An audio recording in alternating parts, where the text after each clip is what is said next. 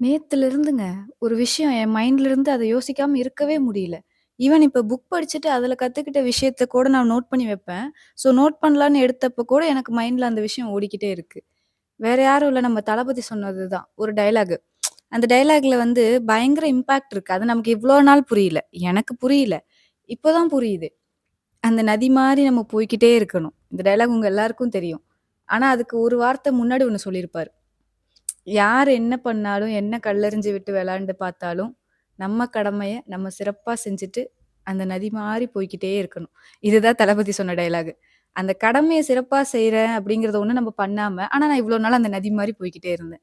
யார் என்ன நம்மள சொன்னாலும் அத நம்ம காதுல வாங்கிக்காம, அந்த நதி போற மாரி நம்மளும் வந்து போய்க்கிட்டே இருக்கிறது. அத கண்டுக்காம இக்னோர் பண்ணிட்டு போறது தான் பெஸ்ட்டுன்னு நெனச்சு சுத்திட்டு இருந்தேன். பட் ஆனா ஒரு விஷயம் என்னன்னா, நம்ம செய்ய வேண்டிய வேலைன்னு இங்க ஒண்ணு இருக்கு. இப்ப அந்த நதியோட நம்ம கம்பேர் பண்ணிக்கிட்டோம்னு வச்சுக்கோங்களேன், அந்த நதிக்குன்னு பார்த்தீங்கன்னா, ஒரு டெஸ்டினேஷனே கிடையாது.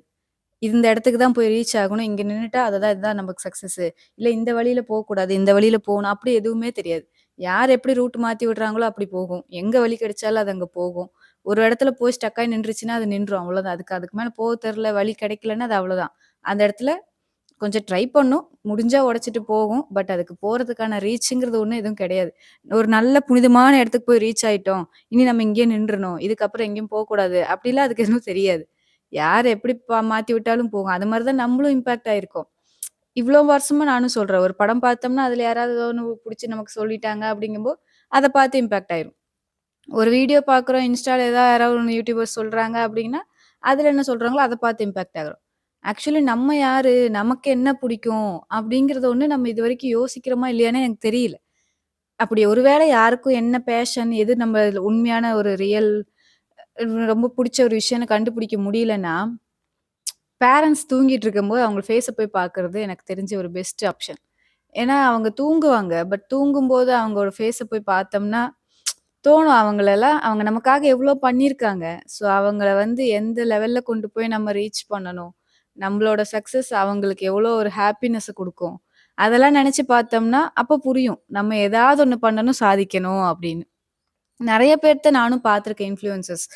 ரொம்ப 0லருந்து ஸ்டார்ட் பண்ணி இன்னைக்கு ஒரு நல்ல ஃபேமிலி குடுத்துருக்கு. நல்ல ஒரு லைஃப் செட்டில்மெண்ட்ட குடுத்துருக்காங்க. அவங்களோட பேரண்ட்ஸ்க்கும் சரி எல்லாத்துக்குமே. எக்ஸாம்பிள்க்கு சொல்லணும்னா நம்ம மதன் கௌரி அண்ணா.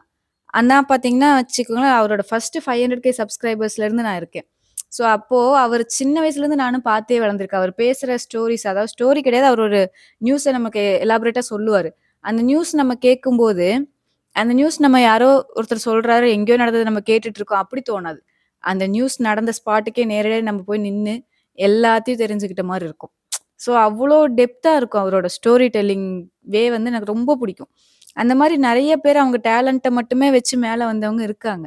அவங்களுக்கெல்லாம் ரீசன் கிடையாது. ஐ மீன் இந்த கேமரா நல்ல கேமராவா இல்ல, நல்ல ஃபோன் இல்ல, நல்ல லொகேஷன் இல்ல. இப்ப கூட பாருங்க எங்க வீட்ல பின்னாடி பிளாக் ஸ்க்ரீன் ஒண்ணும் இல்ல. வீட்ல இருக்கிற ஸ்க்ரீனு முன்னாடி உட்காந்து பேசுறேன். இத விட மோசமான ஆம்பியன்ஸ் இருந்திருந்தாலும் நான் அங்கிருந்து வீடியோ எடுத்திருப்பேன். அதுதான் என்னோட ஒரு அ பட் நான் வந்து மத்தவங்கள்ட்டருந்து கத்துக்கிட்ட விஷயம் அதுதான். இருக்கு, இல்லன்னு நம்ம காரணம் சொல்லக்கூடாது. இருக்கிறத வச்சு நம்ம ஸ்டார்ட் பண்ணணும். நெறைய இன்ஃப்ளூயன்சர்ஸ் வந்து பார்த்தீங்கன்னா, ஃபன்னாவும் இருக்கும்.